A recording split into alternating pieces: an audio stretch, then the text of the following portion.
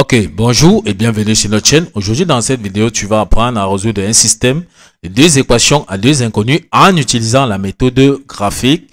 Donc, reste jusqu'à la fin de la vidéo parce que nous allons essayer d'expliquer ceci de la manière la plus simple possible. On commence donc directement avec l'exercice. L'exercice, c'est un réseau en utilisant la méthode graphique. Chacun des systèmes d'équations ci-dessous. Nous avons dans le système d'équation A, nous avons le système d'équation B qui est x plus 3y est égal à 3. 3x plus 2y est égal à moins 5. Nous, on avait à résoudre le système d'équation A, donc on va résoudre le système d'équation B. Comment donc avec la solution? Il s'agit de x plus 3y est égal à 3. 3x plus 2y est égal à moins 5. On demande donc de résoudre notre système graphiquement. Donc, à la première étape, il va falloir déjà numéroter donc, d'accord, nos équations. Dans la première équation ici, on va appeler l'équation de la droite D1 et la deuxième équation, nous allons appeler ça l'équation de la droite D2. Donc, ce que nous allons faire, on va donc dans un premier temps chercher donc deux points qui vont nous permettre de tracer la droite D1. On sait que pour tracer une droite, on passe toujours par deux points. Donc, on va donc tracer notre tableau tout simplement. On trace dans notre tableau tel qu'on voit ici. On peut donc voir notre tableau apparaître tout simplement. Une fois que nous avons dans notre tableau, d'accord, on va donc chercher les coordonnées du point A et B comme nous avons dit pour nous permettre donc de tracer notre droite D1. Qui est tout simplement x plus 3y est égal à 3. On va attribuer une valeur arbitraire à x pour trouver dans le y. On dit donc, pour trouver les coordonnées du point A, on dit pour x égale à 0, en remplaçant x ici par 0, ça nous dit que y est égal à 1. On peut donc voir les détails des calculs. On prend encore les coordonnées du point B, on dit pour x égale à 3, ça nous donne y est égal à 0, tel qu'on peut voir les détails des calculs. Donc, les points ici, on attribue des points tout en évitant que le y nous donne tout simplement dans une fraction. Ok, nous avons donc les composants du point A et du point B tel qu'on peut voir ici. On donne donc ici tel qu'on peut voir. Voici donc les coordonnées du point A et B qui vont nous permettre tout simplement de tracer la droite D1. De la même façon, on va tracer aussi notre tableau. On va chercher deux points C et D qui vont nous permettre de tracer notre droite D2. Comme nous avons dit, pour tracer une droite, on passe toujours par deux points. On trace dans notre tableau. On peut donc voir apparaître tout simplement notre tableau que nous avons donc tracé ici. Ok. On voit dans le tableau qui va nous permettre donc de trouver les coordonnées du point pour tracer la droite D2. On dit donc, on va toujours trouver le X et le Y, mais on attribue une valeur arbitraire à X pour trouver le Y. Ok, pour trouver les coordonnées du point C, on dit pour x égale à 1. On vient donc ici, on remplace x par 1. Ça nous permet de trouver y est égal à moins 4. On peut donc voir les détails des calculs. Pour x, pour trouver les coordonnées du point D, on a dit pour x égale à moins 1. On vient ici, on remplace x par moins 1. En remplaçant donc par moins 1, tel qu'on a vu ici, ça nous permet de voir que y est égal à moins 1 aussi. Donc, on attribue des valeurs à x de manière à avoir les y, d'accord, d'éviter tout simplement avoir les y ici sous forme de fraction. Donc, ça, ce sont les points que nous, on avait bien testé, d'accord. Ok, on peut donc voir les composantes donc, du point C que nous avons donc trouvé tout simplement ici. On voit que le point C a pour composante 1 et moins 4, comme nous avons vu. Le point D a pour composante moins 1, moins 1.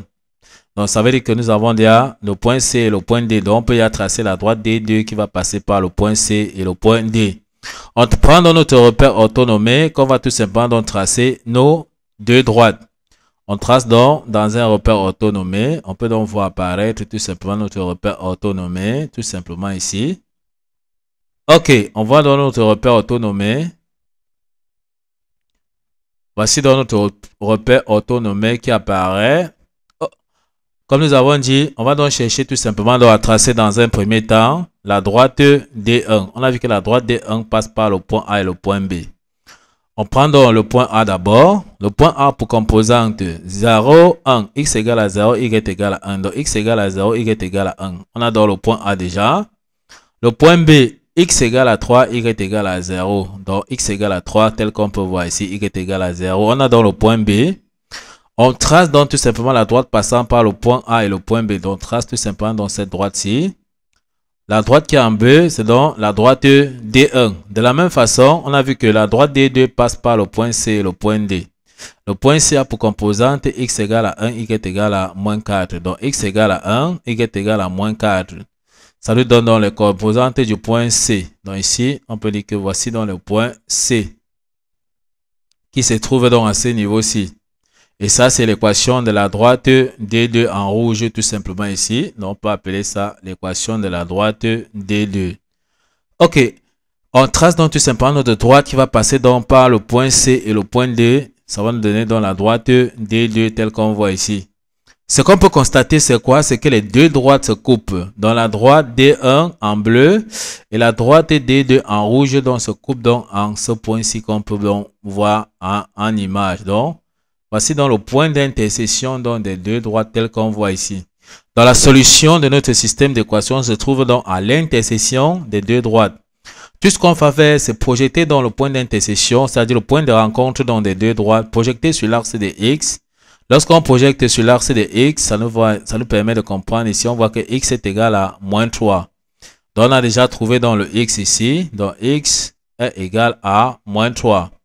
Il suffit de projeter encore notre point d'intersection sur l'axe de Y. Lorsqu'on projette sur l'axe de Y ici, ça nous permet de comprendre ici que Y est égal à 2.